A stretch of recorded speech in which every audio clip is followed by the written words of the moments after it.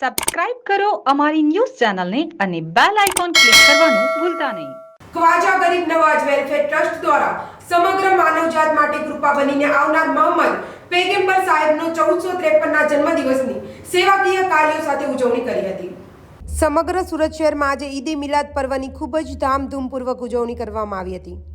ત્યારે ખ્વાજા ગરીબ Nawaz welfare trust દ્વારા સેવાકીય કાર્યો સાથે ઉજવણી કરી હતી. દવાઓમાં 25% ડિસ્કાઉન્ટ આપ્યું હતું તથા civil hospital, SMIMER hospital, Lokat hospital જેવી અનેક હોસ્પિટલોમાં દર્દીઓને ફૂડ પેકેટનું વિતરણ કરાયું હતું.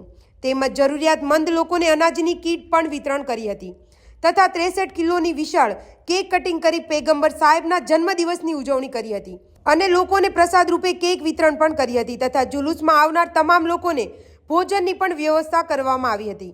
પાછલા ઘણા વર્ષોથી ખ્વાજા ગરીબ નવાજ ટ્રસ્ટ દ્વારા આ પ્રકારે સેવાકીય કાર્યો થકી લોકોને મદદરૂપ થતા આવ્યા છે.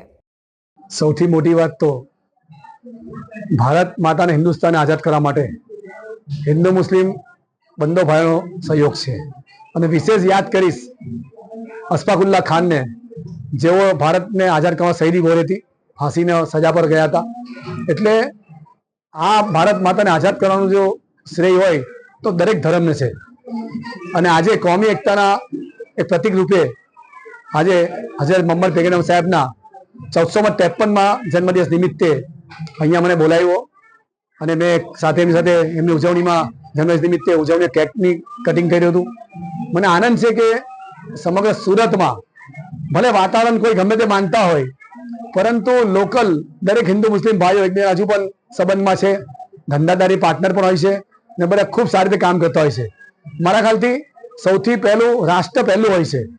દરેક ધર્મ જ્યાં રહેતા રાષ્ટ્ર પહેલું, તે રાષ્ટ્રની ભાવના સાથે જો તમે દેશમાં પોતાનું ગુજરાન કરો તો માગલી આ તમારી ધાર્મિકતા પણ સચવાતી હોય છે.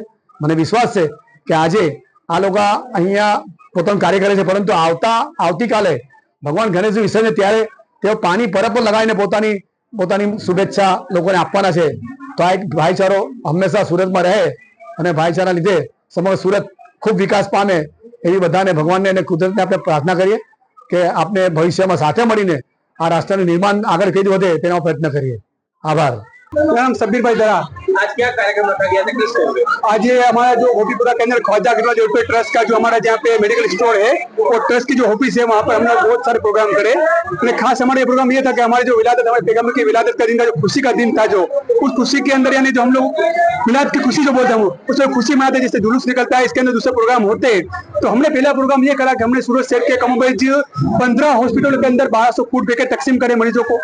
इसके बाद दूसरा हमने प्रोग्राम करा यहाँ जो हमारे एहले बैत होती है, जो जिसको हमको यानी सरकार के यानी आल कहते हैं, उनको 63 किट अनाज की दी ताकि वो लोग भी खुशी में शामिल हो सके. और इसके बाद हमने आज जो जुलूस जो निकलने वाला था और जुलूस के अंदर जो प्रोग्राम जो था शाम का था, मगर प्रशासन ने जो हमारी इजाजत दी गई थी सुबह की जो 11 से 5 का टाइम रखा गया था, जो हम उसका भी तहे दिल से शुक्रिया अदा करते हैं. उन्होंने जो निकालने की जो परमिशन दी उस जुलूस के अंदर हम लोगों ने यहाँ पे लंगर खाने साबिर लिया, मैंने खाने का इंतजाम रखा है लोगों के लिए ताकि लोग खाना खा सके.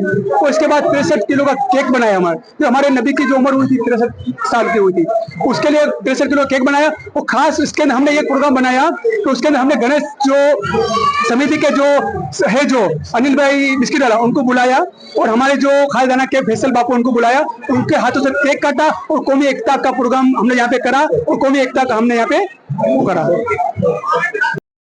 जमुना न्यूज़ सूरत.